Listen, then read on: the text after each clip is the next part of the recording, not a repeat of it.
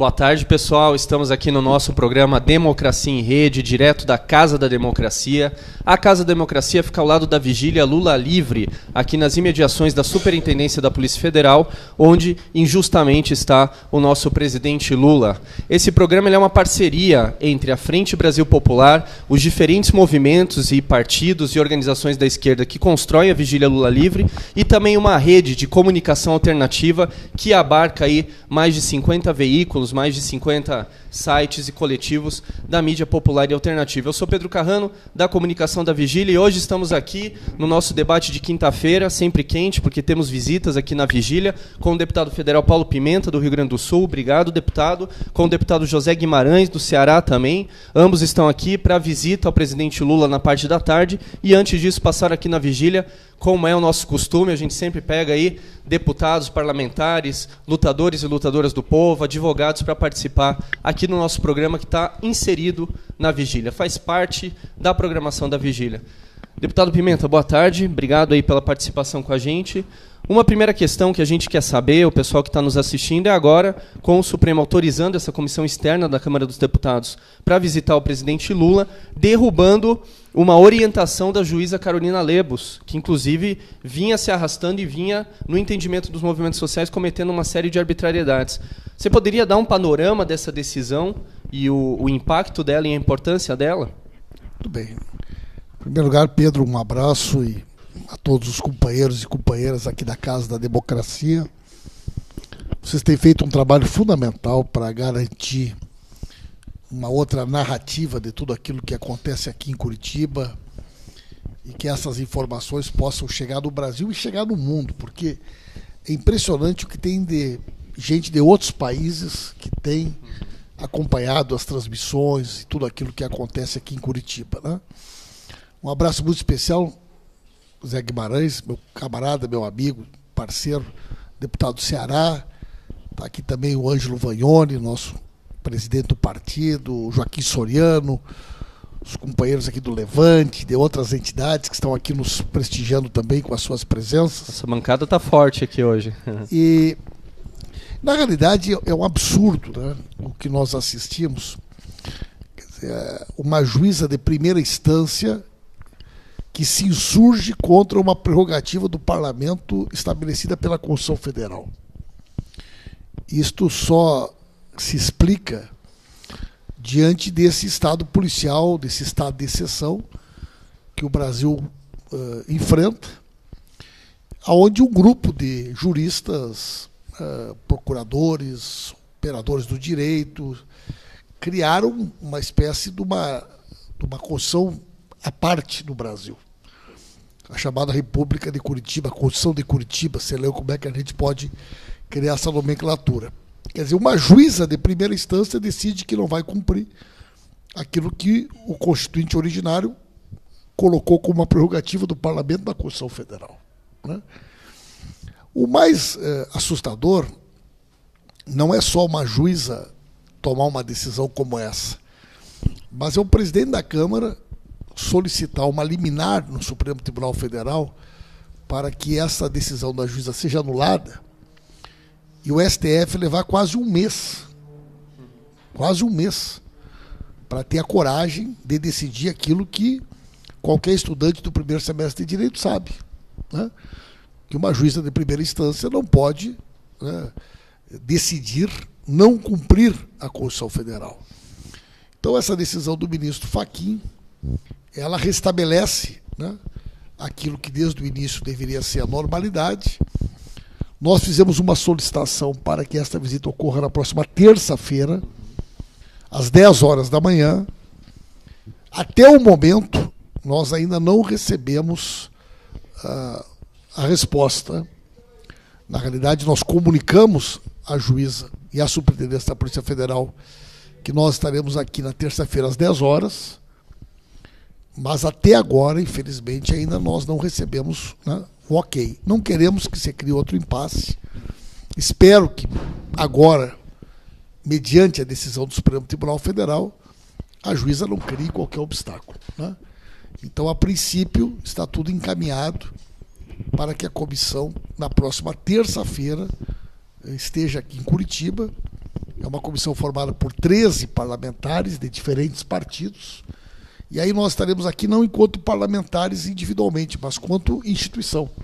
E o Zé Guimarães, por acaso, né, nós dois que estamos aqui hoje, somos também integrantes dessa comissão, então estaremos novamente aqui em Curitiba na próxima terça-feira. José Guimarães, já tivemos episódio, inclusive nessa vigília, da própria Comissão de Direitos Humanos da Câmara ter vindo até a Superintendência da Polícia e ter sido barrada, né? A expectativa é que para terça esse tipo de situação não aconteça. Exatamente, Pedro. Eu quero te cumprimentar e todos aqueles que, com muito orgulho, para o Brasil inteiro e para o mundo, instalaram aqui em Curitiba a Casa da Democracia. Isso tem um valor muito grande para nós do Norte, Nordeste. Eu sou lá do Ceará, aproveito para cumprimentar os cearenses que estão nos acompanhando e dizer que isso tem sido diferencial. É outra narrativa que vocês, das mídias alternativas, estão consolidando no país. Então, os olhos do mundo se voltam aqui para a Casa da Democracia. Cumprimentar também meu querido amigo Pimenta, meu amigo. Aliás, confesso para vocês que uma gratíssima surpresa. Almocei na casa do Vagnoni. Deputado que foi conosco, um respeito e um carinho que eu tenho muito grande. E de quebra, ainda encontro o Miguel do Levante, que é lá do meu estado, o estado do Ceará, a companheira de Brasília, o Joaquim Soriano, dizer que antes de qualquer coisa, eu quero confessar uma coisa para vocês. Quando nós fomos, né, Pimenta, comunicado anteontem, que o presidente tinha nos chamado aqui, para visita, eu fiquei tremendo, porque não é por nada, é pelo o tipo de relação que nós temos com ele. Ontem à noite eu acordei 5 horas achando que estava com medo de perder o voo, hoje de madrugada. Vocês acreditam? E preocupado porque a greve dos caminhoneiros, esse terremoto que tá acontecendo no Brasil, eu fiquei, meu Deus, será que esse avião vai levantar voo? Será que vai ter gasolina?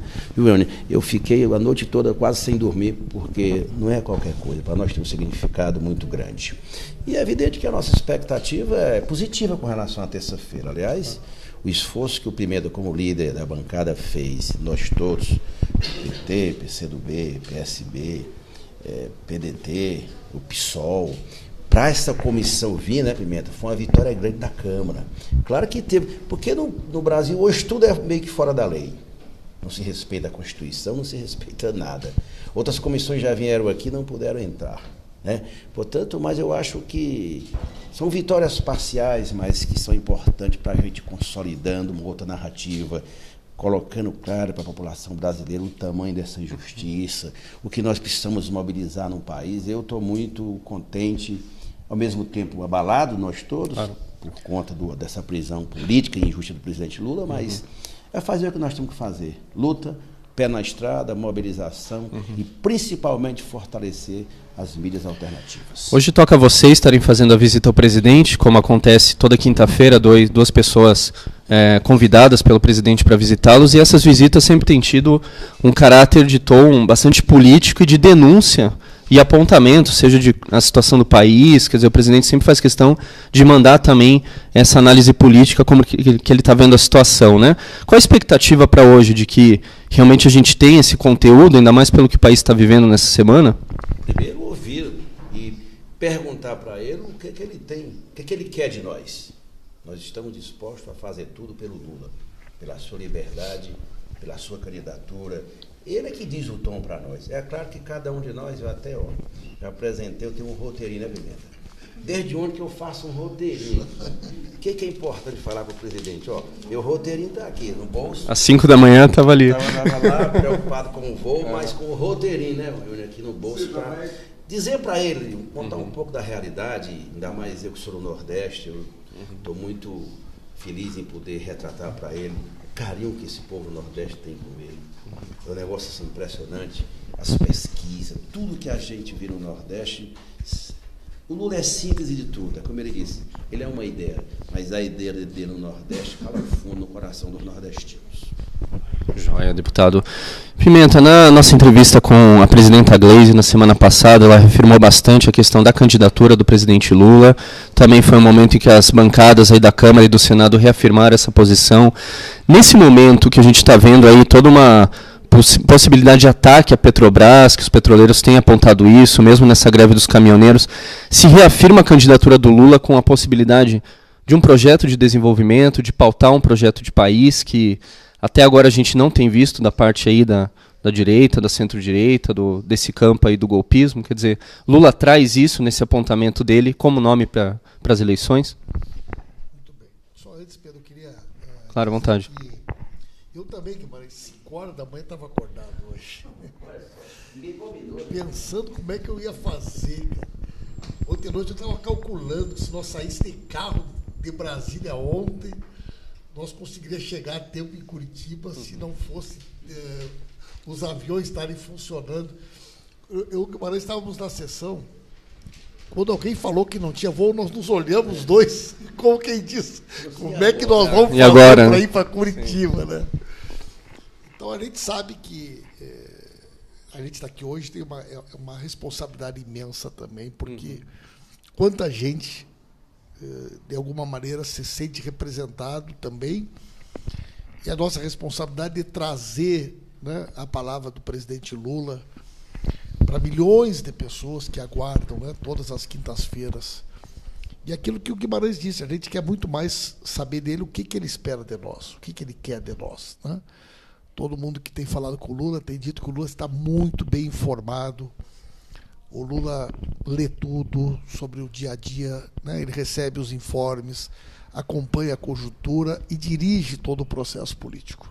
As pessoas têm que entender que todos os nossos movimentos, todas as nossas ações políticas, elas são, né, definidas pela direção do nosso partido, pelos movimentos sociais que compõem a Frente Brasil Popular, mas fundamentalmente com, né, a aquiescência do presidente Lula, né? E o presidente Lula tem dito reiteradas vezes que ele é candidato, né? Vocês sabem que agora, no próximo domingo, nós realizaremos em todo o Brasil, em todas as cidades do Brasil, onde existe o Partido dos Trabalhadores ou companheiros que são nossos aliados de outros movimentos, nós faremos atos para pré-lançamento da candidatura do Lula. Não importa se são 10 companheiros de uma cidadezinha pequena que vão reunir no diretório do partido, se vão fazer uma caminhada, cada cidade tem autonomia para fazer um ato e dizer para a sua cidade, para a sua região, que Lula é candidato. Depois, nós vamos no dia 9, agora foi definido, no dia 9, nós faremos um grande ato em Belo Horizonte, que será um ato de lançamento da candidatura do Lula e dos nossos candidatos a governo do Estado. Então, todos os nossos candidatos a governadores estarão em Belo Horizonte. Né, no que dia... aí é um ato nacional. Esse é nacional. Vai ser em Belo Horizonte. Com certeza, logo em seguida, faremos um grande ato no Nordeste. Né? E esse quadro que está colocado hoje, Pedro, com certeza o presidente Lula deve estar muito preocupado.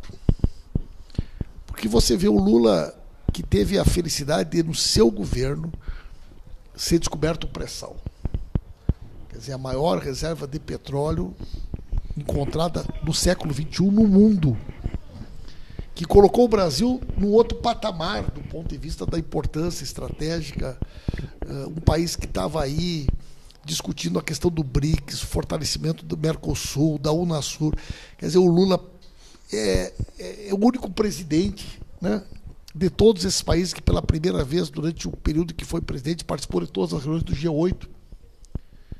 E olha para o Brasil rapidamente, na situação em que se encontra, praticamente sem governo, sem capacidade de reação. Quer dizer, a crise da Petrobras, essa paralisação, é um tema de governo, mas nós não temos governo no país. Isso acaba adquirindo uma importância enorme, porque você começa a ter um quadro de desabastecimento, que começa a gerar uma bola de neve, e você precisa de uma ação de governo que não tem força política, não tem autoridade política. Né? E o que o país precisa? Quer dizer, o país precisa de um novo pacto para voltar a crescer, para gerar emprego, para trazer desenvolvimento, para criar oportunidade. Mas na democracia, como é que esse pacto se legitima? Ele legitima através do voto, através das eleições. Quando a gente diz que uma eleição sem o Lula é uma eleição sem legitimidade, é porque você não pode imaginar que uma eleição onde o candidato que lidera todas as pesquisas mesmo estando na situação em que se encontra há mais de 40 dias. Se ele for impedido de participar desse processo eleitoral, que legitimidade terão, né, os demais candidatos? Imagina um segundo turno com um candidato de 12%, outro de 8%. Então, a candidatura do Lula, ela está confirmada. No dia 15 de agosto, ela será inscrita como candidato. Nossa convenção nacional será no dia 28 de julho.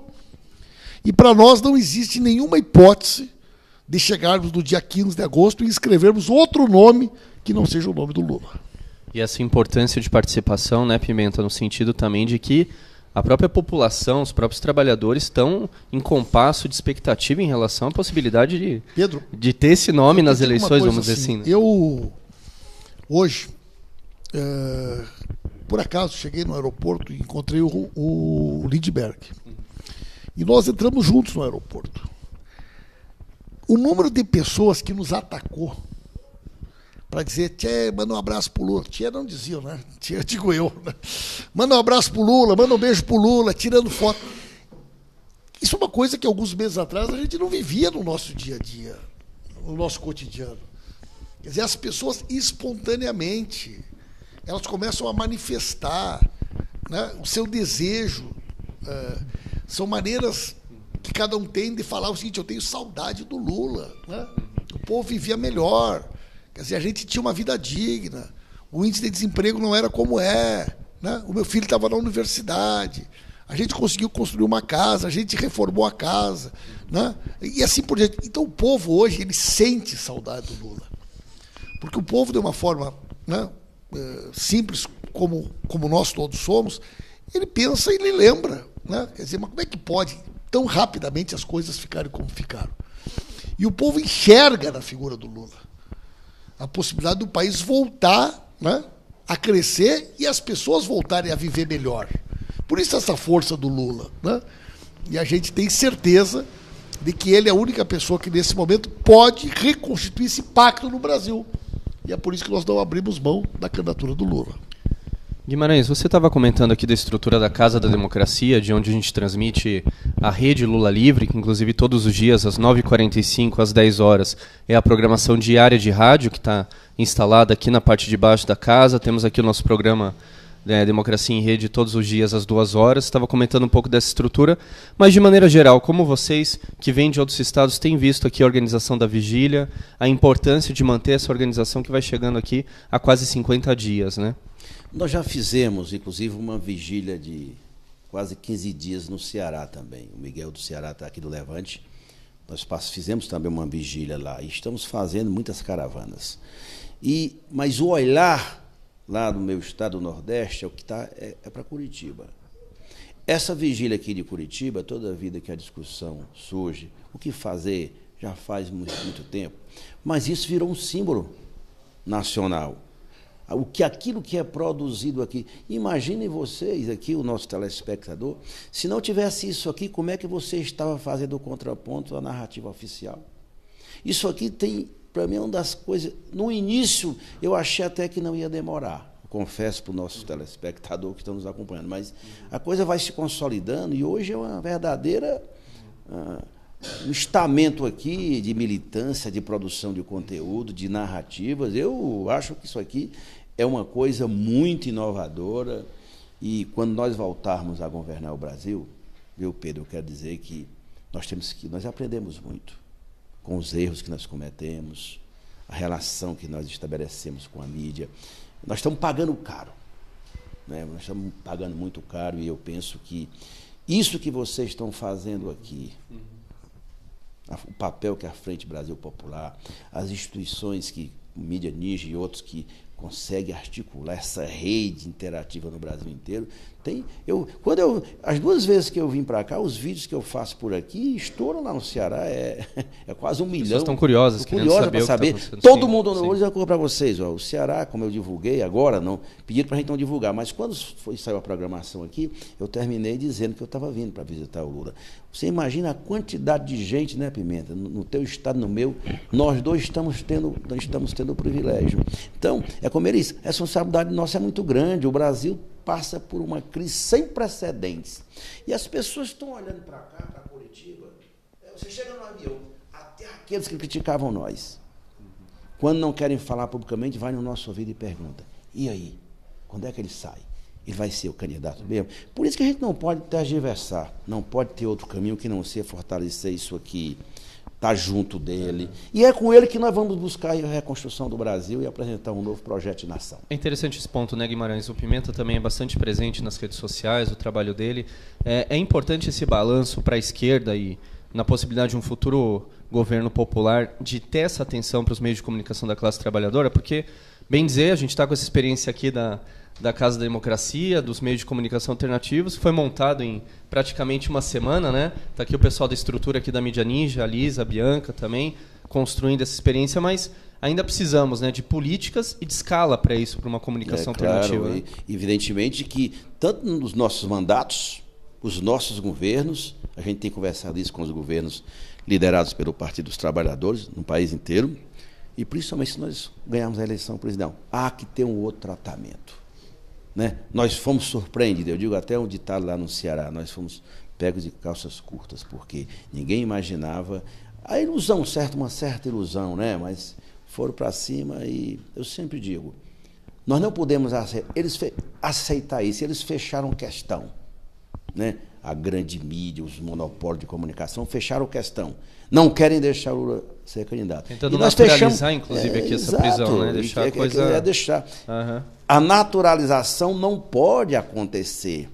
O Lula é preso político, não pode ficar aqui. Por isso que essa narrativa e as nossas presenças aqui é muito importante, você vai reacendendo a esperança. Imagina, gente, se o Lula não for candidato, não é só porque ele quer não, né, Pimenta? É porque nós queremos. Porque se ele não for candidato, esse país não tem mais solução. Essa crise não tem fim. Precisa ter alguém que reconstrua, que tenha legitimidade, que tenha peso social, que tenha visão política de estadista, como o Lula teve quando governou o Brasil. Por isso que eu considero isso aqui muito importante. Eu sempre brinco no Ceará, eu acho que, às vezes eu falo ao pessoal, alguns estão indo, eu estou voltando, porque eu penso que nesse processo todo nós cometemos, nós nos institucionalizamos demais no parlamento e esquecemos algumas coisas que, para mim, são a base dessa derrota estratégica que nós tivemos, que tem tudo para a gente dar a volta por cima. Eu estou otimista. Além dessa questão midiática, né, Pimenta, acho que um ponto que é importante a gente trabalhar é o papel do judiciário nisso que a gente vem chamando desde o golpe contra a presidenta Dilma, golpes contra os trabalhadores nos seus direitos, né, quando os trabalhadores se mobilizam, ou também na tentativa de tirar direitos, e agora também na prisão do presidente Lula. Você é bastante crítico, sempre, publicamente, ao juiz Sérgio Moro, à Operação Lava Jato, a esse papel que o judiciário tem cumprido. Queria aqui, era uma curiosidade, te falei no começo, queria que a gente pudesse entrar nesse debate também, e como que você tem visto nesse momento, inclusive, os desdobramentos da Operação Lava Jato, uma vez que parece que um dos objetivos iniciais eles realizaram, vamos dizer assim, né? Como que você tem visto que críticas você tem hoje a esse operativo? Olha, Pedro, você percebe que aquela pesquisa que foi publicada a semana passada da CNT, ela tem uma pergunta que é sobre a percepção da sociedade brasileira com relação à justiça. E foi feita uma pergunta que ela é a seguinte: você acha que no Brasil a justiça é igual para todos? 90,6% das pessoas responderam não. No Brasil a justiça não é igual para todos. O Temer teve 87% de rejeição. Eu achei que era impossível. Mas somente uma resposta conseguiu ser mais do que o Temer. É a falta de confiança da população brasileira nesse estágio da vida política que nós estamos vivendo ao Poder Judiciário, a setores do Poder Judiciário. E por que isso, Pedro? Por que isso? Na semana passada, o juiz Sérgio Moro estava em Nova York participando da entrega de um prêmio de Cidadão do Ano. Eu fico me perguntando por que um juiz de primeira instância ganharia um prêmio de Cidadão do Ano no Brasil, ou em qualquer outro lugar do mundo. Isso só já seria um escândalo. Mas o prêmio foi promovido por uma instituição que o ano passado quem ganhou o prêmio foi o Dória. E os convites custavam $26 mil para o jantar. R$80 mil. E a maior parte dos convites foi comprada pela Petrobras, pelo Bradesco, pelo Itaú, mas a Petrobras foi que comprou, a maior parte dos convites. Uma das alegações da doutora Lesbos para o Vadir não poder ser advogado do Lula, que depois nós ganhamos a liminar e agora o deputado Vadir é advogado do presidente Lula, é que a Petrobras tinha interesse no processo e o Vadir, como deputado, não poderia atuar. Porque havia conflito de interesses entre alguém ser deputado federal e a Petrobras. Como é que o juiz pode? Se a Petrobras é parte do processo da Lava Jato, como é possível que o juiz seja homenageado e a Petrobras financie a homenagem? O Itaú, o Bradesco.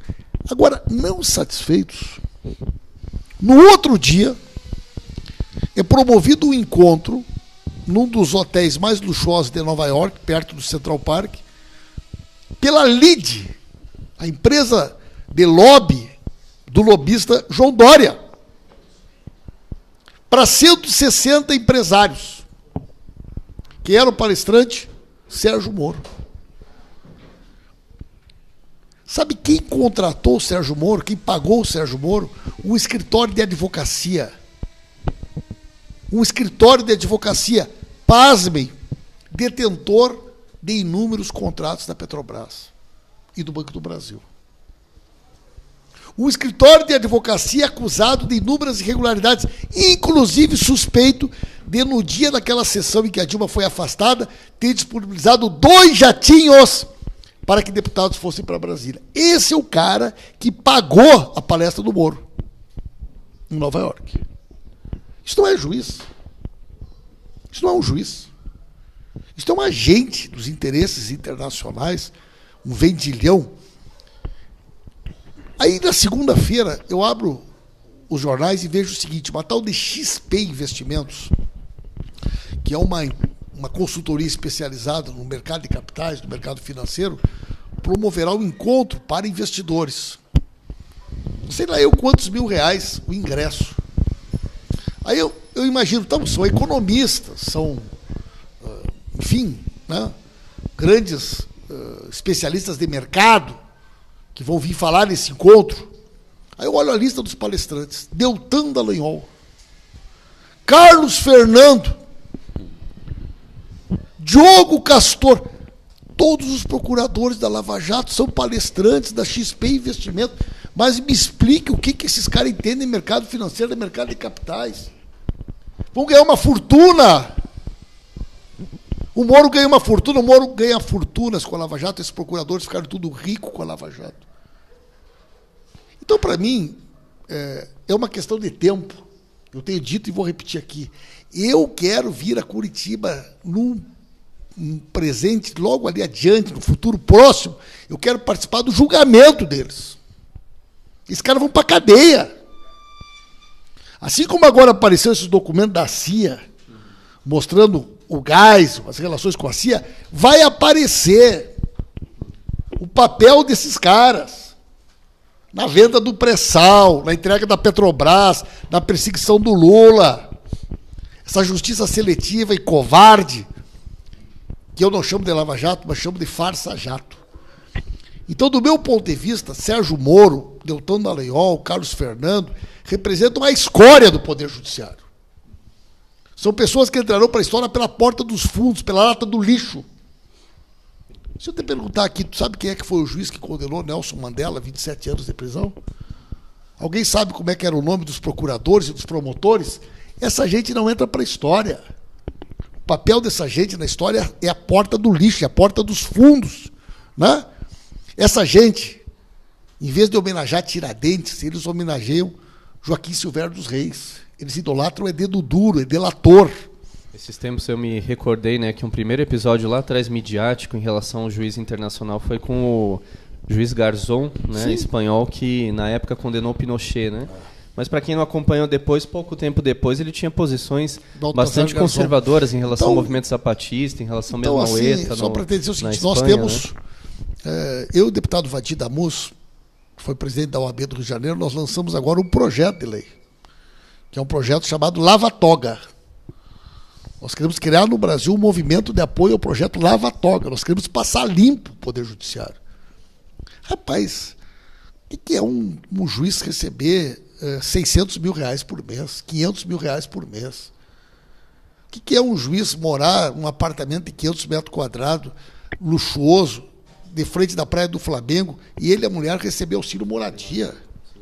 Querer pintar de moralista. Querer pintar aqui de... Então eu não tenho nenhuma eu não reconheço qualquer autoridade. São verdugos e que se prestam esse triste papel de perseguir o Lula como parte que foi destinada a eles nesse condomínio do golpe. Essa é a minha opinião. O perigo é um pouco esse, Guimarães. Nós mesmos aí na mídia alternativa no Brasil de Fato, quando fazíamos essa associação entre o juiz Moro, o Dallagnol e toda essa formação que eles vieram a ter em Harvard, nos Estados Unidos, e daí diziam que a gente estava tendo teoria da conspiração, né? Quer dizer, vai ficando claro esse padrão do judiciário brasileiro, desse setor conservador, está se alinhando com essa orientação do direito, né? Que é estadunidense, claro, que tem essa questão, e o risco disso atropelar preceitos da Constituição nossa, né? Federal. Na verdade, brasileira, né? A questão central, dentro do que o deputado Pimenta faz as referências aqui, é que foi instalada aqui em Curitiba, a chamada República de Curitiba, o arrepio da lei da nossa Constituição.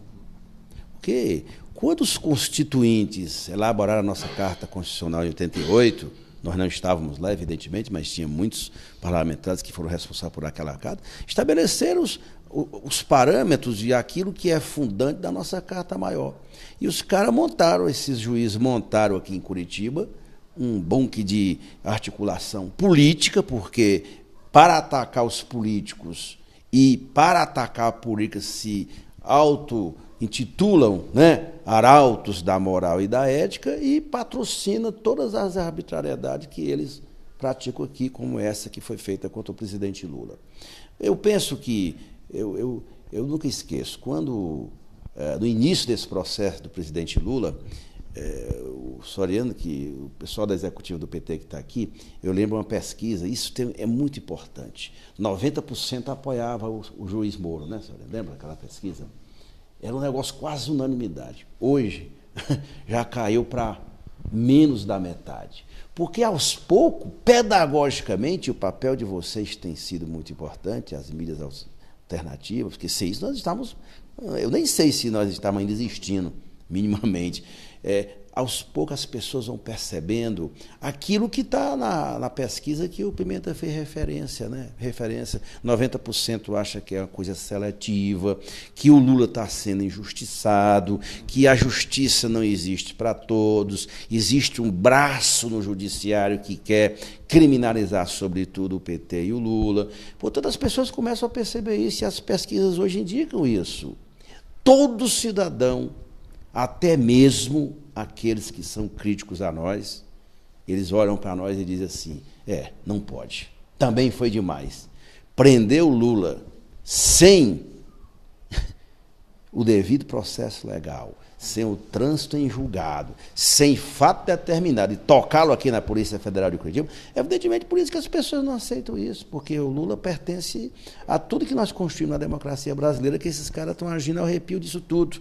Né? Portanto, é por isso que essa nossa insistência, né? É um período de crise aguda, mas é, sobretudo, um período de muita resistência. E quem for disputar a eleição, sei que o horário parece estar terminando, já estão ali as meninas se movimentando, né? Eu sei. Mas, o período, viu, Pedro? Eu vou dizer uma coisa aqui para os nossos que estão nos acompanhando. É crise, o aprofundamento dessa crise. Eu quero dizer que o que está acontecendo no país nos últimos 3, 4 dias, isso pode ter desdobramentos muito graves, do ponto de vista não só econômico, mas do ponto de vista político, que pode acontecer no país, por falta de um governo que tenha legitimidade, que seja produto do voto soberano do povo brasileiro. Eu penso que tudo pode acontecer no Brasil. Tudo pode acontecer no Brasil. É por isso que esse período é de muita resistência. Nós não podemos abrir mão disso. E quem quiser disputar a eleição, se não colocar no centro disso um programa reformador, que toque nas questões centrais das reformas do Estado, vai passar batido. Vai passar batido. Portanto, o período é de resistência, é de radicalização e é, sobretudo, de restaurar a esperança do Brasil. É isso que nós precisamos fazer nesse período agora.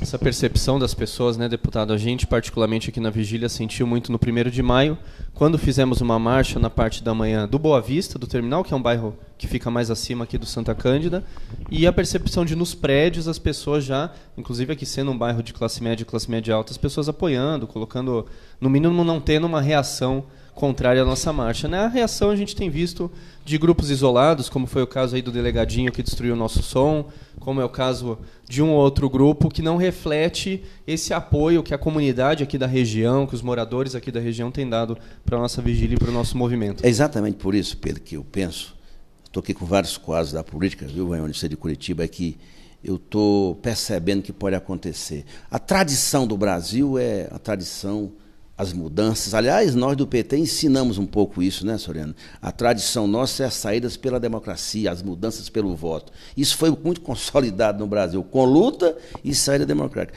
É por isso que eu estou percebendo, eu estou com a análise de que esse silêncio pode ter uma resposta no dia da eleição. Olha, não é à toa.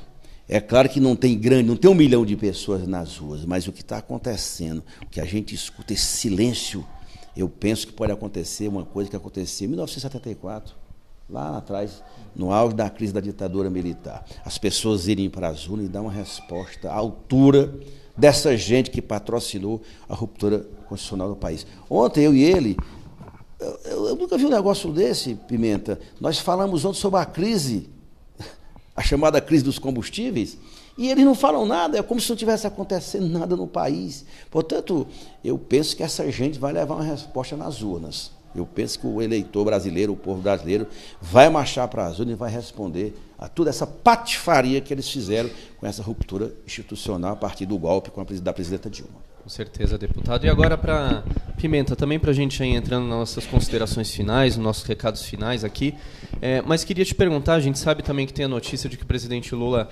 vai ser encaminhado à Justiça Federal para um depoimento, né, que vai acontecer no dia 5, dentro do processo do Cabral. É importante que haja toda na condição de presidente, toda uma estrutura e toda uma condição para que a gente não viva o que a gente viveu logo da chegada do presidente aqui em Curitiba, que foi uma ação arbitrária contra os movimentos, uma ação de repressão, quer dizer que a gente tenha as condições para, enfim, para esse traslado, para esse momento no dia 5. E daí, se também já puder dar suas considerações aqui, deputado. Naturalmente que nós estamos tomando todas as precauções necessárias, né? A defesa do presidente Lula, para que seja respeitada de maneira integral, né, o seu direito à privacidade, o respeito ao presidente Lula. Eu vou conversar com ele sobre isso, né? Quero inclusive fazer uma consulta a ele sobre isso. Mas, se por um lado, né, é verdade que aquele dia que o presidente Lula chegou, nós tivemos toda aquela situação, por outro lado, né, o mais importante de tudo isso é o fato do presidente Lula saber que ele não esteve nenhum dia sozinho em Curitiba. Você sabe que eu já entrei lá na superintendência e não pude falar com o presidente Lula, mas eu estive ao lado da sala. Eu escutava todo o barulho e tudo aquilo que acontecia na vigília.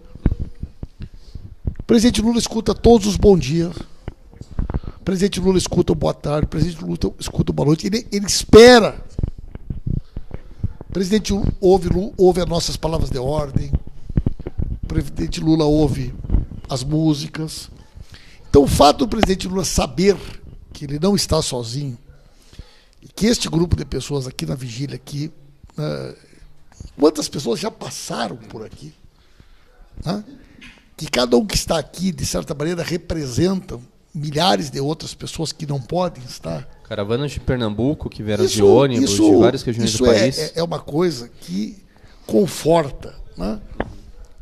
Todas as pessoas dizem o quê? O presidente Lula está bem de saúde. O presidente Lula é uma pessoa muito forte, o presidente Lula tem lido muito. Agora o presidente Lula está profundamente indignado. Indignado diante dessa injustiça.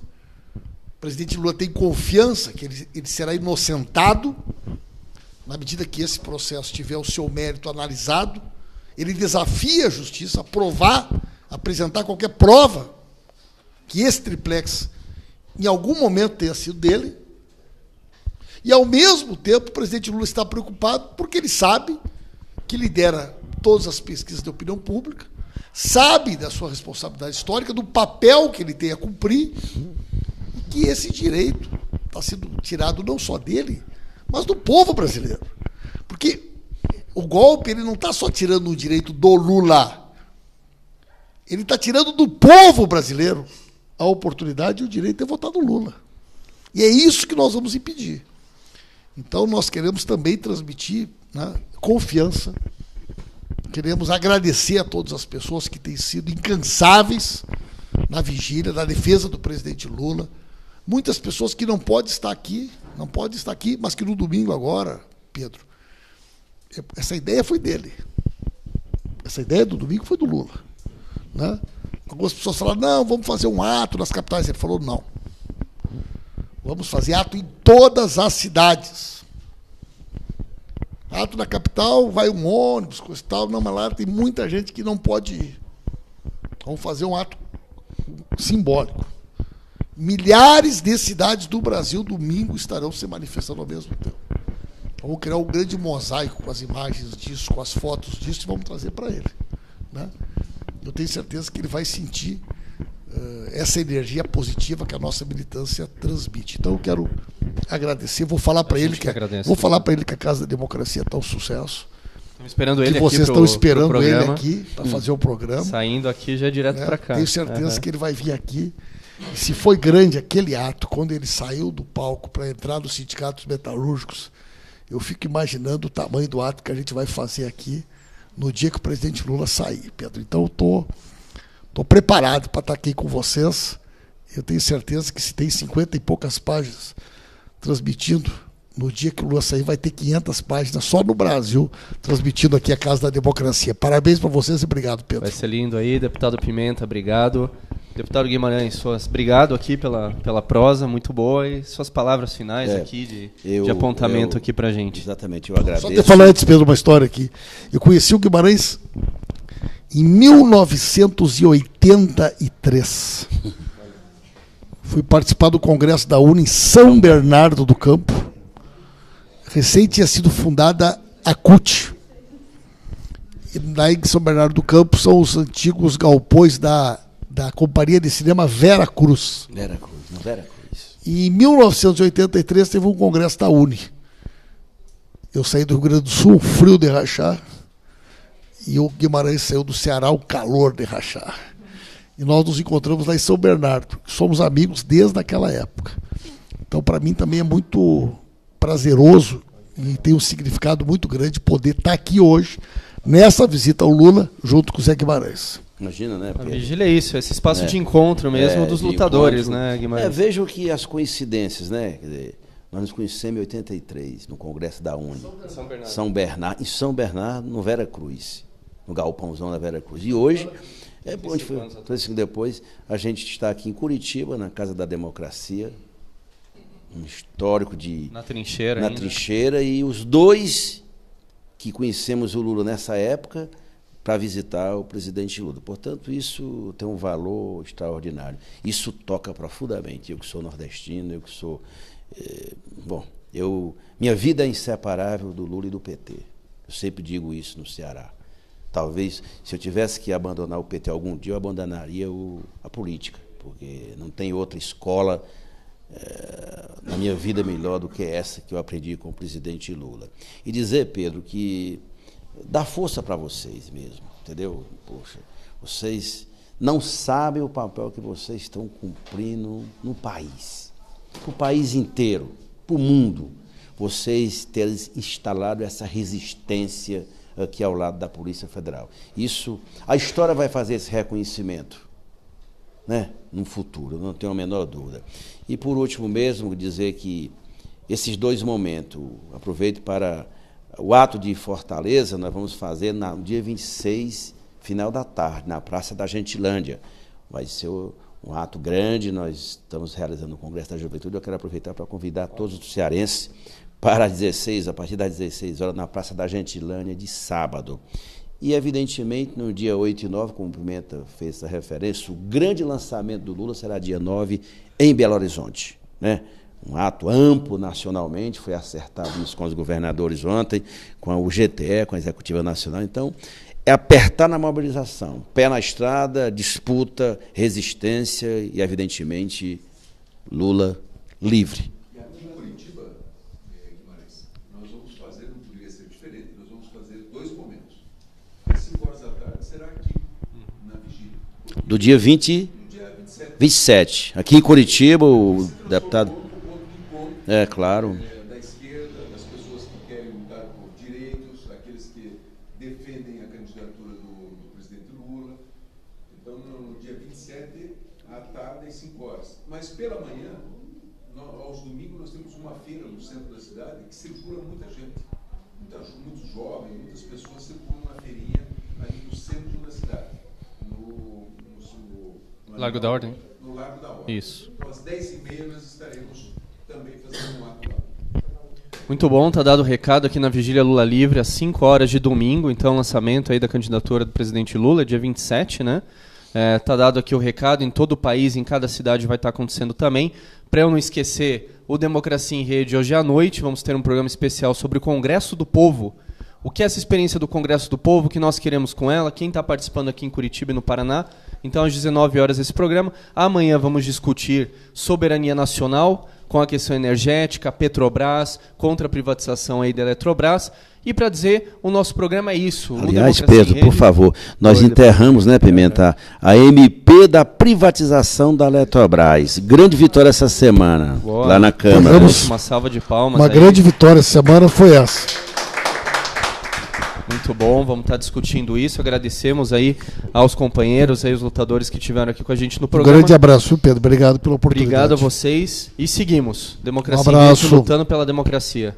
Obrigado.